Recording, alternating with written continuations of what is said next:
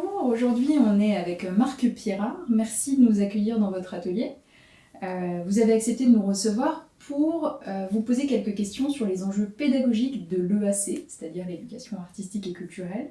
Alors dans un premier temps, pourriez-vous peut-être vous présenter ? Oui, bonjour, je suis Marc Pierrard, donc, instituteur à l'école fondamentale à Aesch et aussi président de l'école du Bril à Aesch-sur-Alzette. Et quelques années, j'ai été aussi coordinateur culturel pour les activités culturelles pour les écoles fondamentales. Alors comment vous décririez la situation de l'éducation artistique et culturelle au Luxembourg ? Malheureusement, elle n'a pas la place qu'elle mériterait, je trouve. On n'a que 2-3 heures à l'école fondamentale qui sont dédiées à culturel, c'est-à-dire musique, bricolage et arts plastiques. Mais ça dépend un peu des professeurs et de leur affinité avec les différentes branches, comment ils mettent ça en place. Souvent, c'est un peu en luxembourgeois, on dit Stefkan, c'est pas ce qu'on fait en premier, c'est ce qu'on fait en dernier. On le fait encore si on a un peu de temps. Et donc, étant donné que chaque prof fait un peu comme il le peut et comme il le souhaite, il y a des gens qui sont plus ou moins sensibilisés, c'est ça ? Ça dépend absolument de la sensibilité du professeur ou de l'instituteur, oui. S'il a des affinités avec la musique, il s'investira plus facilement dans les cours de musique. S'il a de l'affinité avec la peinture ou d'autres de l'art, il aura plus de facilité à préparer ces cours-là, il aura plus envie de le faire aussi, parce que au Luxembourg, en tout cas, il n'existe pas vraiment de bouquins ou de manuels pour ces cours-là. Pour la musique, oui, il y a certes des livres avec des chansons et certaines techniques pour apprendre le rythme ou des choses comme ça avec les enfants, mais pour l'art plastique, tout ce qui est dans cette direction-là, il n'y a pas vraiment de manuel dédié à l'école fondamentale. Donc, ça dépend absolument de la sensibilité des instituteurs et institutrices. Quand vous étiez enseignant, j'imagine que l'EAC avait une grande place dans vos cours ? Oui, ça me faisait plaisir de donner ces cours-là, parce que j'avais beaucoup d'idées et pas beaucoup de matériel, surtout ici, c'est ça qui manque aussi dans ces cours-là. Pour bien enseigner ça et l'apprendre aux enfants et leur montrer les différentes techniques, il faut du matériel, ça manque absolument. En tant qu'artiste, je pouvais ramener ces choses-là à l'école et bien sûr, je pouvais faire d'autres cours que maintenant quelqu'un qui n'a pas ça à la maison. Comment vous contribuez à la mise en place de l'EAC ? Je n'ai pas vraiment d'influence sur ce que les gens font dans leur classe, mais comme je suis très engagé dans ça, je suis aussi dans une commission qui s'occupe maintenant de refaire les plans d'études. Je suis dans la section qui s'occupe de la musique, de la découverte, de l'esthétique et de l'art. Et il y a beaucoup de gens qui sont plus du milieu. On a vraiment remarqué qu'il manquait des manuels, quelque chose, un plan concret pour ça. Pour l'instant, il y a toute une liste de choses qu'on peut faire. Les plus motivés essaient de faire la liste sans vraiment s'impliquer dedans parce qu'ils n'ont pas les moyens ou la connaissance. Et d'autres, ils prennent peut-être 2-3 trucs qui les arrangent, dessiner, gratter, travailler avec une éponge, et c'est tout. Donc il faudrait là un manuel, et c'est à ça qu'on travaille. Je pense que ça pourrait faciliter l'enseignement de ces cours-là. Quand vous dites un manuel, c'est un programme aussi ?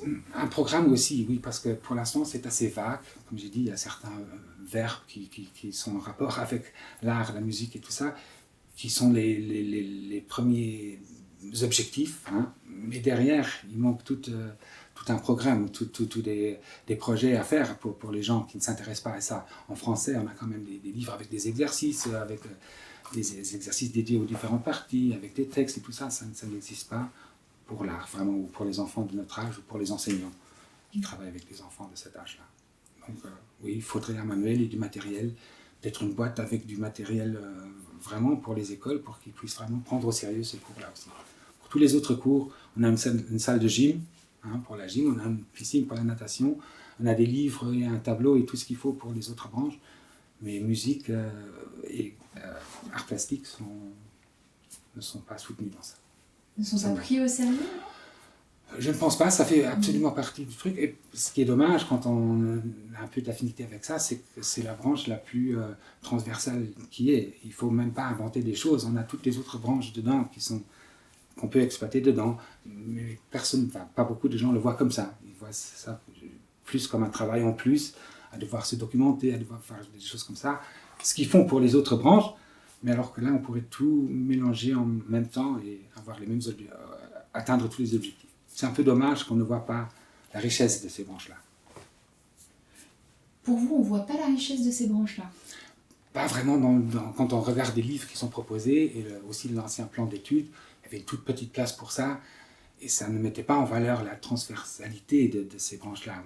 Si on fait une pièce de théâtre, par exemple, on a tout dedans, on a des textes, il faut mesurer pour faire la scène, il faut calculer pour les places, les gens qui rentrent des belles choses comme ça, mais ça fait tout un programme où on peut passer dans toutes les autres branches et disciplines sans devoir inventer un projet artificiel autour pour assembler ça. On a ça, si on part dans ces directions-là. D'accord. Donc vous utilisez aussi l'art pour faire comprendre d'autres choses, c'est ça? Pour faire des maths, pour faire du français aussi. On pourrait.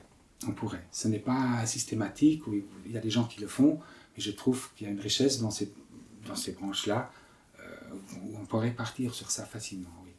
Par exemple, quand on traite d'une biographie d'un artiste, on découvre plein de choses sur sa vie, c'est déjà la lecture, il y a un peu d'histoire dedans, ça dépend d'où il vient, il y a un peu de géographie dedans, on peut partir dans ces choses-là. Si on calcule les prix de ces tableaux par rapport aux heures qu'il travaille ou le matériel qu'il achète, la quantité de peinture qu'il faut pour faire tel, on a des calculs, on a plein d'exemples dedans, avec ce qu'on invente comme ça, on invente des problèmes dans les livres pour que les enfants découvrent la démarche pour résoudre des problèmes, mais on pourrait faire tout ça dans cette thématique-là. Pas tout le temps, mais ça pourrait donner des chouettes projets.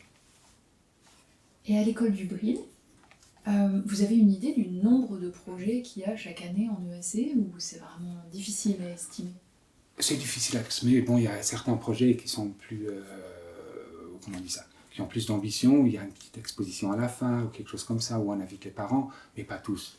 Je veux dire, il y a parfois des professeurs qui se mettent ensemble parce qu'ils avaient la même thématique, et puis ils font une petite exposition pour les parents à l'école, mais c'est quand même encore assez rare. Souvent, malheureusement, ça se limite à dessiner quelque chose que vous avez fait dans les vacances, dessiner quelque chose que vous allez faire dans les vacances, ou quelque chose comme ça. Alors avec plus ou moins d'ambition, ou de technique ou de moyens selon les instituteurs, mais malheureusement ça se résume à ça. Tout à l'heure, on a parlé déjà des freins que vous identifiez sur l'éducation artistique et culturelle. Vous nous avez dit qu'il manquait de matériel, peut-être de programme. Qu'est-ce qui manquerait d'autre? Manquerait-il autre chose? La préparation des profs aussi certainement, enfin des instituteurs. Au primaire, l'instituteur est un peu censé être le all-rounder qui connaît tout. Il doit connaître les langues, les maths, les sciences, oui, géographie, tout ça. Et en plus, transmettre avec la même passion art et musique, c'est dur, c'est demander beaucoup à quelqu'un. Donc de une, je trouve que les instituteurs devaient être préparés à ça, aussi à voir que ce n'est pas aussi dur que ça, qu'il y a des choses faciles qu'ils peuvent transmettre. Ce serait dans la préparation des profs. Et sinon, moi je vois aussi... Je ne vois pas de problème à mettre des spécialistes sur ça, des gens qui se sentent plus à l'aise dans ça, qui donneraient les cours d'art plastique et les cours de musique, parce qu'ils ont plus de facilité à transmettre ça, et plus de passion aussi pour transmettre ça aux enfants. Alors maintenant, comme vous avez quand même mené beaucoup de projets d'EAC, vous avez été impliqué dans beaucoup de projets d'EAC, est-ce que vous pourriez nous dire ce que, selon vous, ça apporte par exemple, d'abord aux enfants, en fait? C'est le rapport déjà de voir que d'apprendre quelque chose, ça peut aussi faire du plaisir et être créatif, parce que faire des exercices comme ça en maths ou en français, à juste mettre les verbes, c'est un autre exercice, mais on peut mettre ces exercices dans un autre cadre, oui, plus créatif. Je trouve aussi de découvrir plein de techniques et des choses qu'ils ne verront pas spécialement dans leur vie, s'ils n'ont pas un truc comme ça.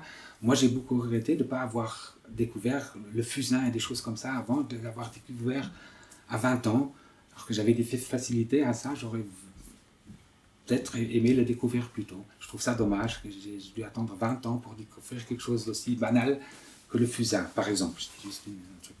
Alors, et il y a beaucoup de professions aussi qu'on peut découvrir dans tous ces projets-là que les enfants ne connaissent pas spécialement. Pour beaucoup de nos enfants, ils ont 3-4 professions qu'ils connaissent, les classiques, et tout ce qui est entre, tout ce qui se passe en dehors de la scène, et à côté de la scène, et avant la scène, et derrière la scène, ou avant une exposition, ils ne connaissent même pas. Et il peut y avoir des vocations à découvrir aussi, comme ça. Parce que pas tout le monde peut être pharmacien ou docteur, ou vous pouvez être policier, hein, c'est comme ça. Prof. Ou prof, oui. Est-ce que ça apporte quelque chose aussi aux profs que vous avez été ou que vous êtes? Comme j'ai dit aussi, si on voit la facilité et le potentiel dans ça, on peut faire des cours plus riches et des années plus riches aussi, ou plus, comment on dit ça, plus variées, parce qu'on peut changer de thème, changer de projet artistique et mettre tous les autres cours dedans. On ne peut pas à chaque fois refaire les mêmes leçons sur le voyage à Dunkerque, je ne sais pas, quand on a toujours la même classe, pardon, on a toujours la même histoire. On peut la varier dans des choses comme ça.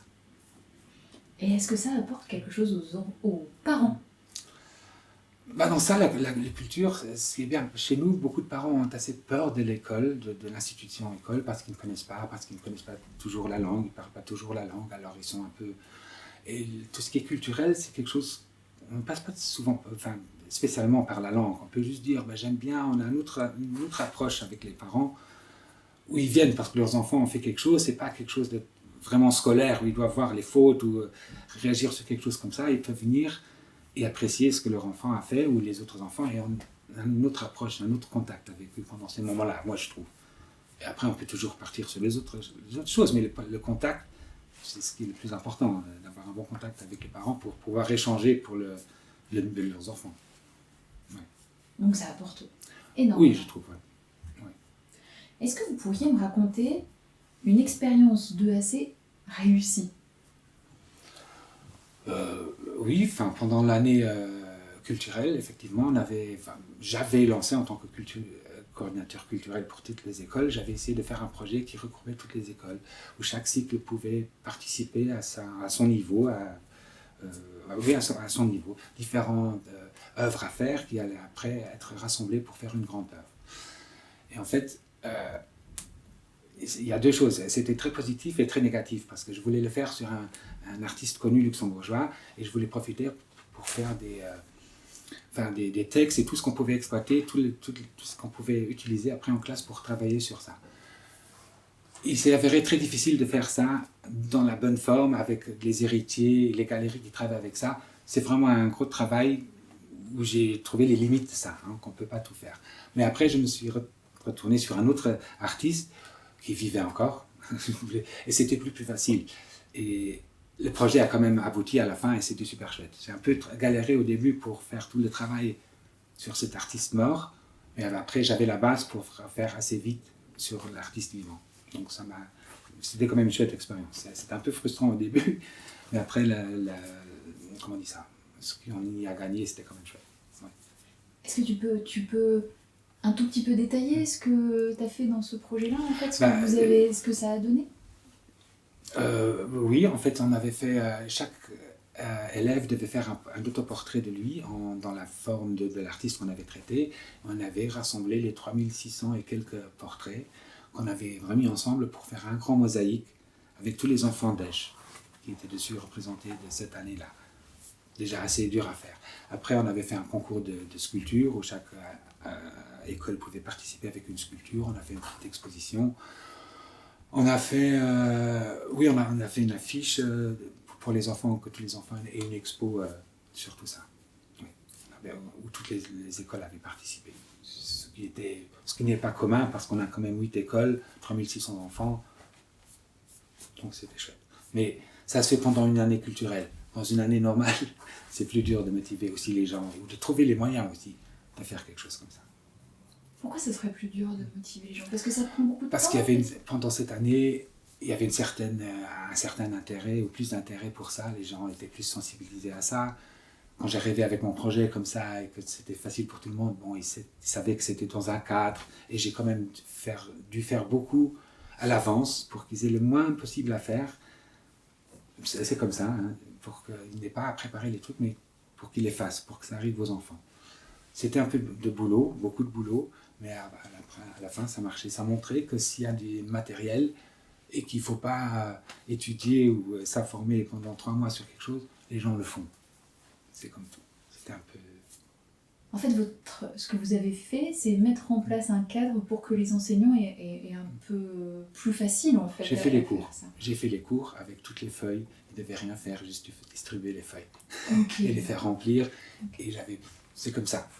Dans un livre de français ou de maths, il y a tout qui est expliqué. Il ne faut pas chercher, il y a les solutions derrière.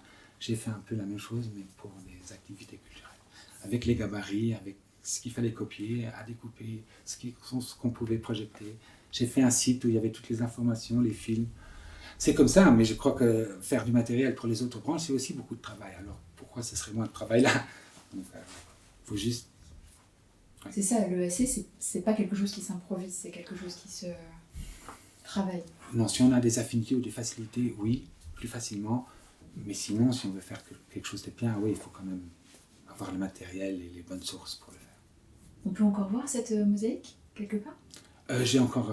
oui, à l'école, on a encore les posters. Ouais. Et on a voulu faire le premier avec l'artiste, le premier NFT à l'époque. On avait ce mosaïque allait devenir le premier NFT fait à H. Ouais. Et ça s'est fait? Oui. Fantastique. On l'a donné à l'artiste. Et alors, ma question finale, parce que je vois que finalement, il y a plein d'effets positifs de l'EAC. Oui. Elle va sauver le monde alors? Non, mais l'améliorer certainement.